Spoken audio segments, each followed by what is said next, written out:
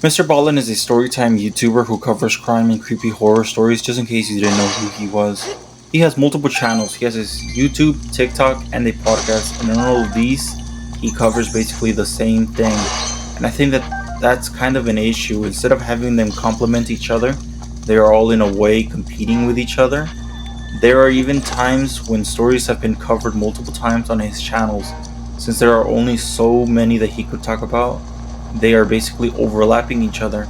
I feel like he is oversaturizing his audience with the same topics when he could have diversified it more and maybe reached an even bigger audience than what he has. A normal fan probably isn't going to be so heavily interested, or they have to go to multiple platforms when it's the same type of content. I feel like they would rather just stick to one.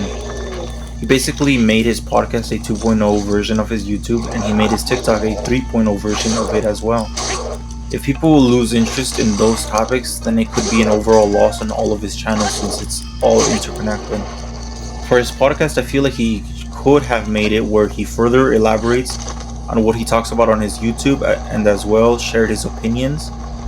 It would be very complimentary to his channel, and he could have even branched out of that content if he wanted to and start to talk about his life or talk about his other interests as well, like maybe movies or gaming. I wouldn't even be surprised if people who got sick of the crime drama topics stick to his podcast since he's a very likable person.